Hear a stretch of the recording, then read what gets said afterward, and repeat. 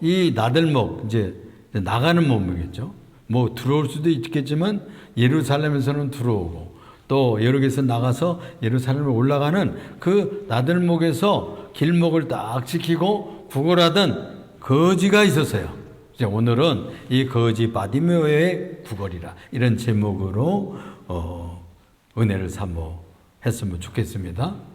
이 거지가요, 다윗의 자손 예수여 나를 불쌍히 여소서 이렇게 부르짖었던 사람인데, 이 사람의 이름이 바로 거지 바디메오예요.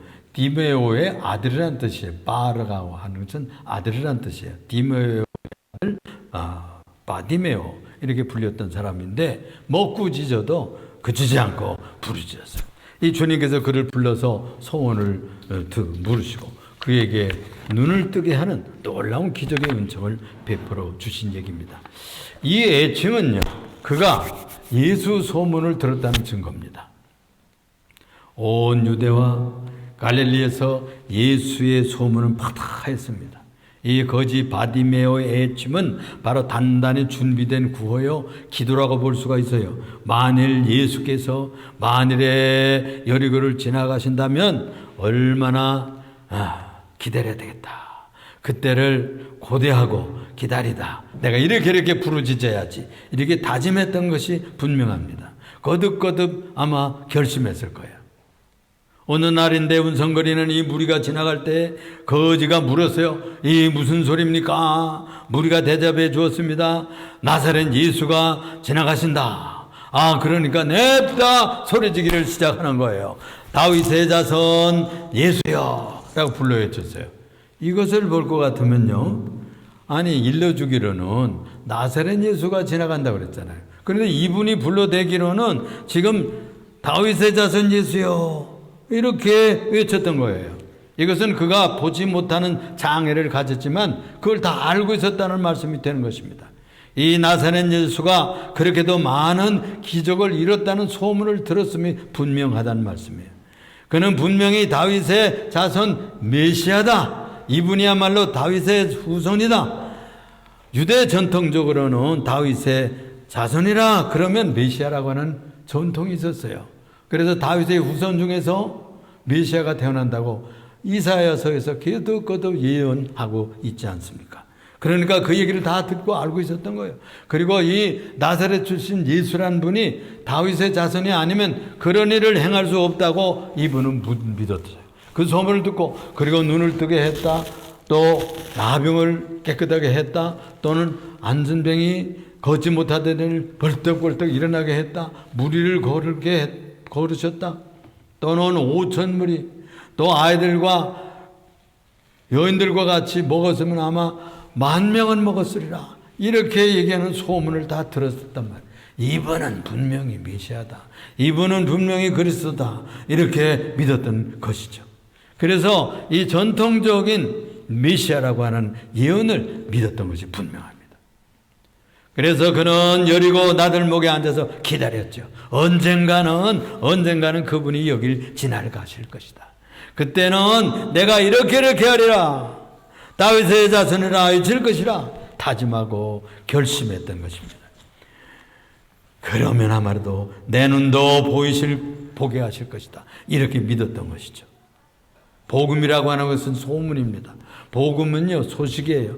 좋은 소식, 복된 소식을 전하는 일이죠. 그래서 유앙겔리온, 가난한 자에게도 전파되고 부자라고 믿었던 사람들도 자기가 얼마나 영적으로 가난하게 살고, 또 장애인들도 요것은 내가 장애인이지만 내가 얼마나 은혜 속에서 살았나 하는 것을 깨닫게 하는 복음입니다. 이 복음을 듣기만 하면 인생의 새로운 장이 열리는 것이죠.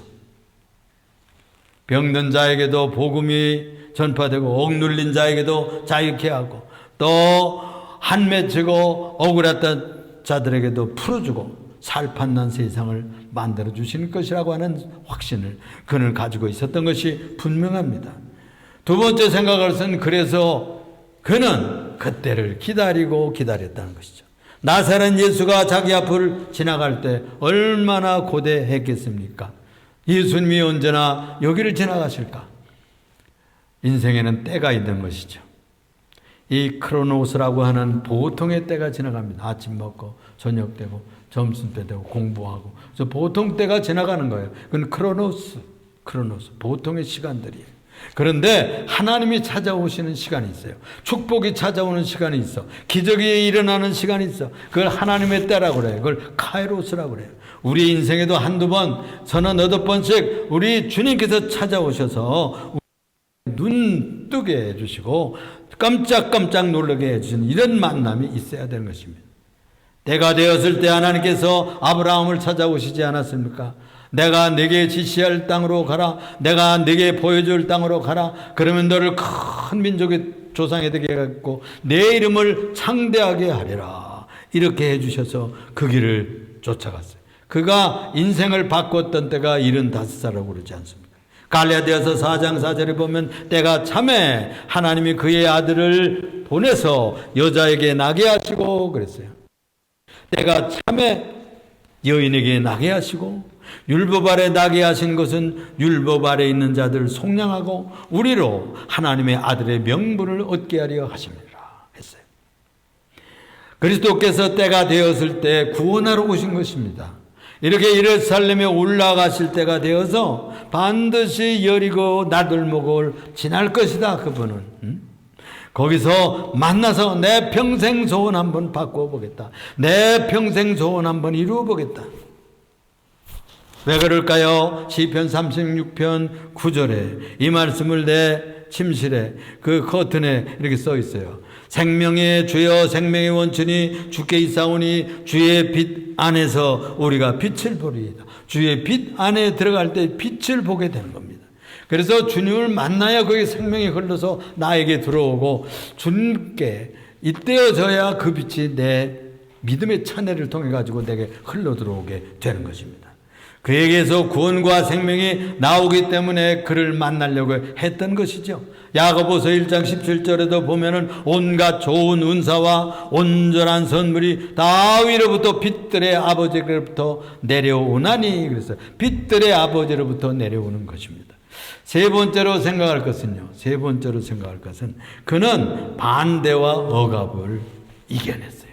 반대와 억압을 이겨냈어요. 그리스도 예수께로 나아가는데 인해 장박이 보통이 아니었어요. 방해가 많습니다. 예수 믿으려고 그러면 방해가 많아요. 교회에 오려고 그러면 방해가 많아요. 시험이 있고요. 시련이 있고 여러 가지 문제가 발생해요. 이걸 이겨내야 돼요. 그래서 이 사람이 그걸 이겨낸 거죠. 사람들의 방법이 먼저 있습니다. 사람들의 방법이 있어요. 예수님을 만나려고 하면 사람들이 도와주는 것처럼 하면서 반대합니다. 지금 이 거지 바디메오가 소리 질렀어요. 다윗의 자손 예수여 나를 불쌍히 여기소서. 다윗의 자손 예수여 나를 불쌍히 여기소서. 이렇게 불어줬을 때 시끄럽다.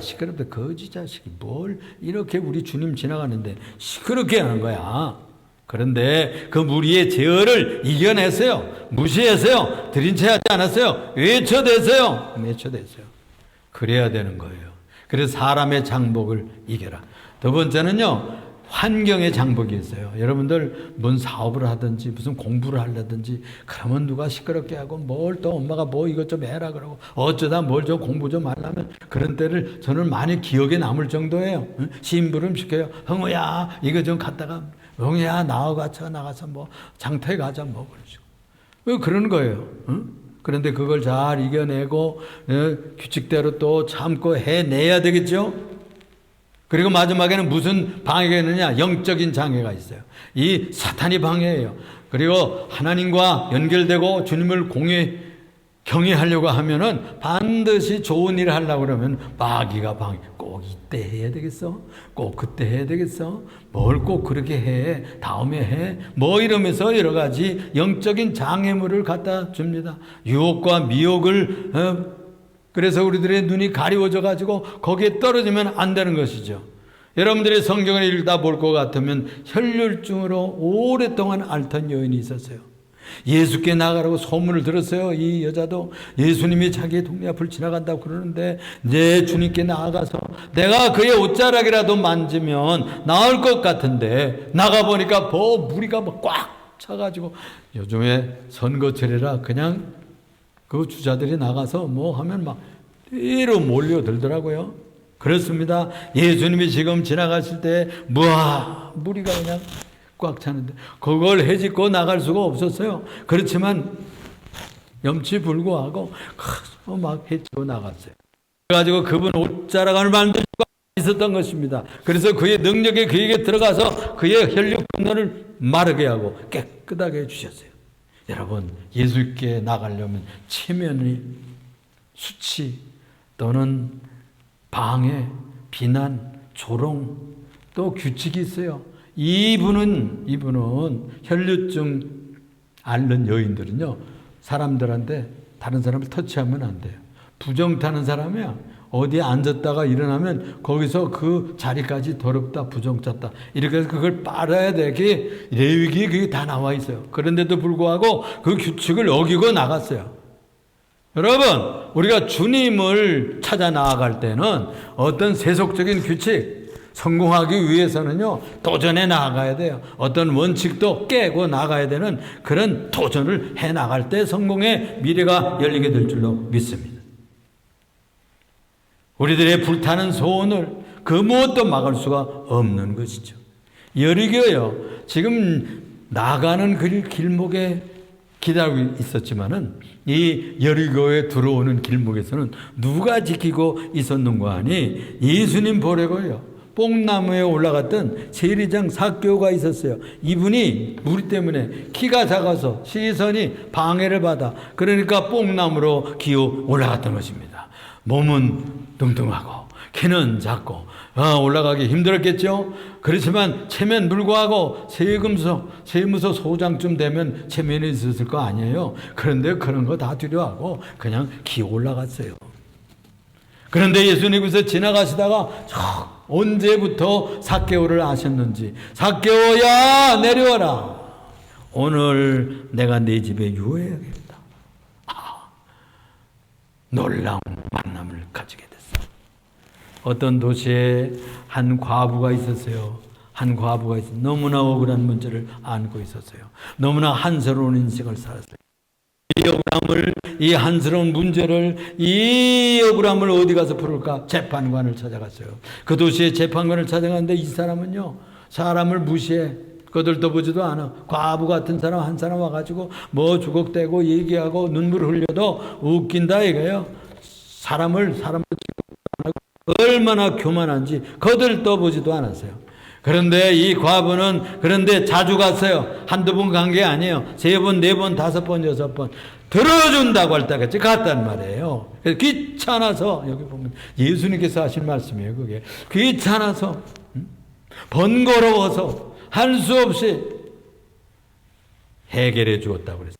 도덕적인 문제로 해결해 준 것이 아니에요. 재판 생각할 때, 정의롭게 생각할 때 아니에요. 공의롭게 생각할 때 아니에요. 이 악한 세상에서 문제를 해결하려고 하면 하나님 앞에 나아가고 우리가 도전해 나아갈 때 어떤 방법, 어떤 수단을 가리지 말고 정말 방해를 이겨나가야 될 줄로 믿습니다. 네 번째로 생각할 것은요, 내게 무엇을 하여 주기를 원하느냐 그랬어요. 내게 무엇을 하여 주기를 원하느냐. 51절에 보니까 예수께서 말씀하여 이르시되 내게 무엇을 하여 주기를 원하느냐. 맹인이 이르되 선생님이여 보기를 원하나이다. 선생님이여 보기를 원하나이다.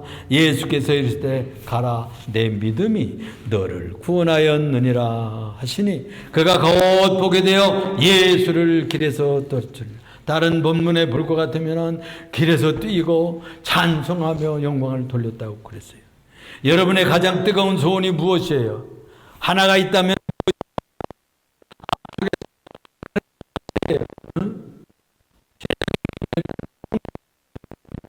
몸에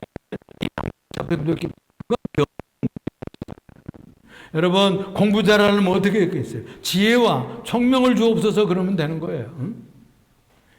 우리가 참으로 여러분들의 소원이 무엇이겠습니까? 그 닫힌 문을 열어야 됩니다. 소원이 무엇입니까? 막힌 것이 뚫려야 될 거 아니에요. 닫힌 문이 열려야 될 거 아니에요. 안 된 것을 되게 하시고 맺힌 것은 풀어줘야 됩니다.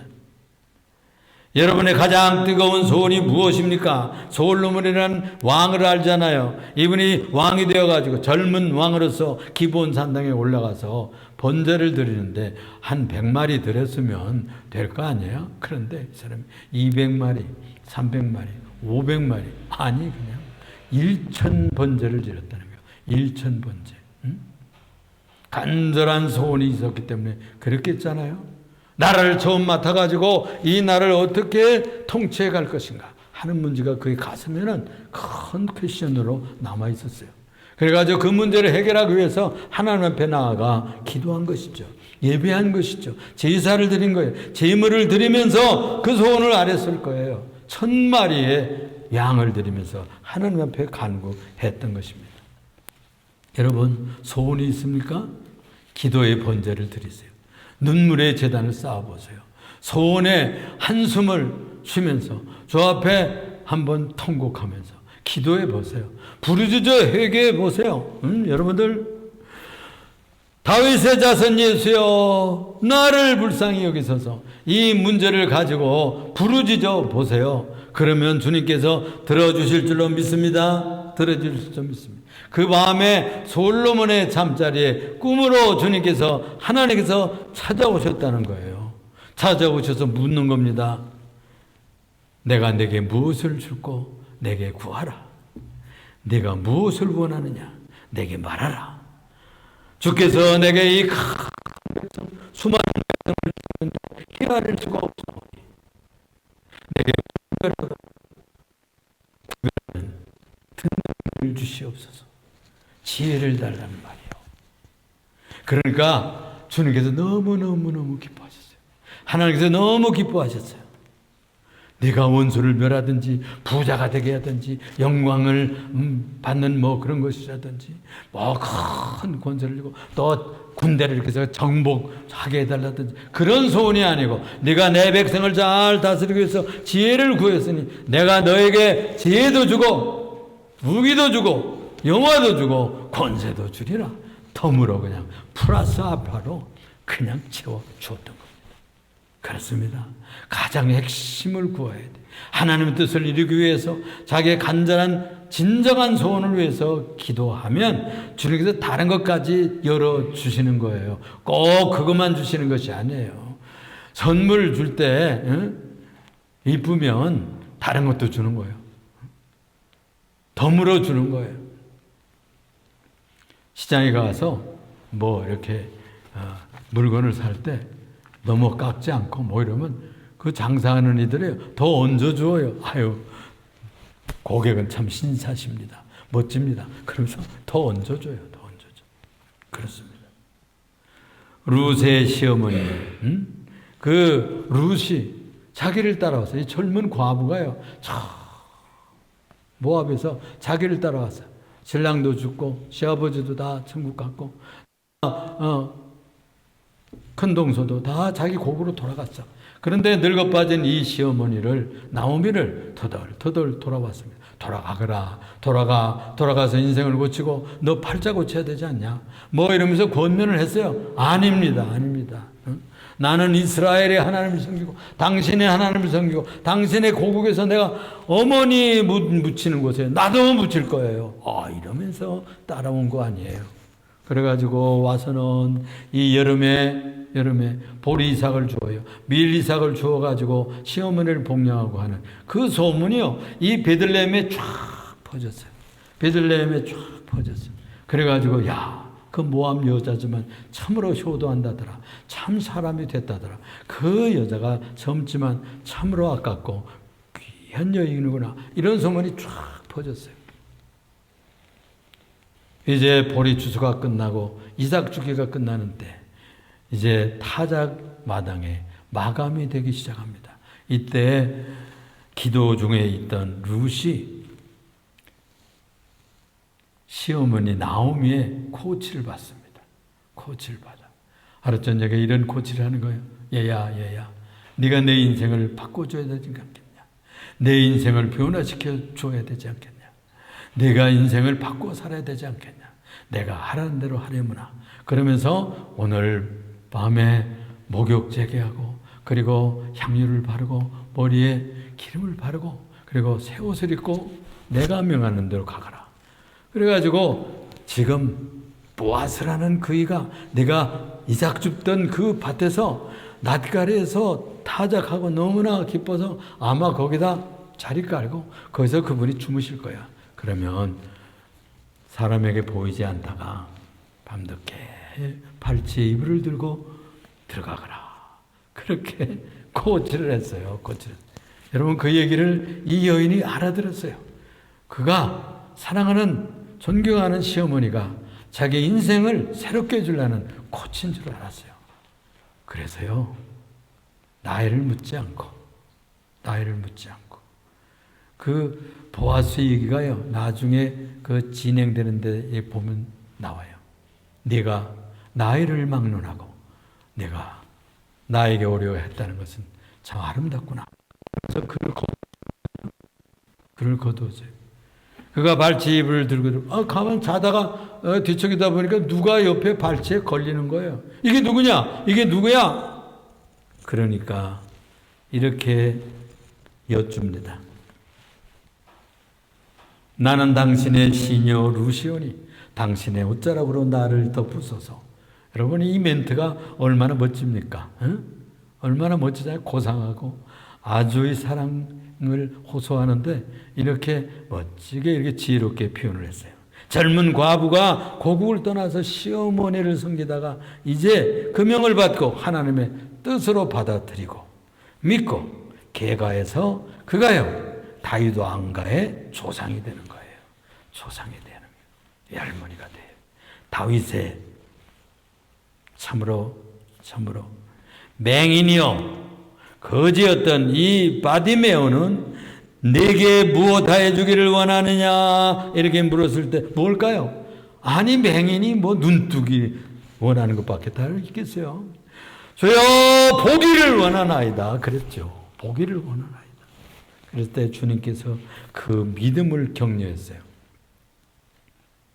내 능력으로 명하는 눈을 따라 이런 식으로 말씀하지 않았어요. 가라 내 믿음이 너를 구원했구나. 가라 내 믿음이 너를 구원하였느니라. 믿음을 격려했어요. 그런 믿음이 변치 않도록 그 믿음을 가지고 계속 살도록 격려했어요. 그 믿음이 되면은 그 믿음으로 살면 너는 이제 앞으로 성공할 것이다. 너는 인생이 복되게 될 것이다. 그래서 그 믿음을 격려하고 축복하셨던 것입니다. 그는 눈도 떴지만 그가 지녔던 신앙 고백 때문에 구원에 이르게 되었.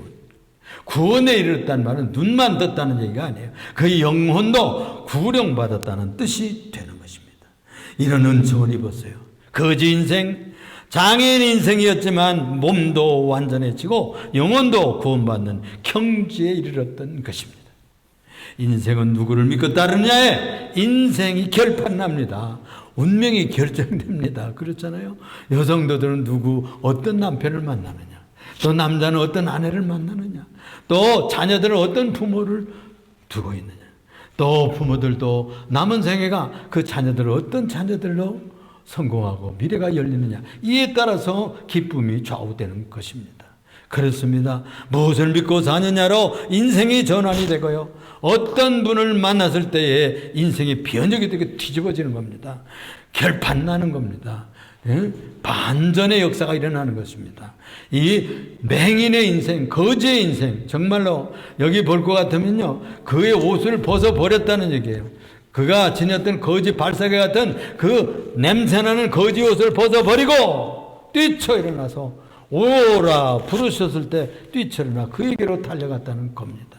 그렇습니다. 여러분들의 인생을 벗어버리고 과거의 허물을 벗어버리고 과거의 죄를 떨쳐버리고 과거의 악습을 떨쳐버리고 새로운 습관으로 전환하고 새로운 각오로 나아가면, 주님께 나아가면 믿음의 길이 열려요. 축복의 길이 열린다고 반전의 역사가 일어나게 됩니다.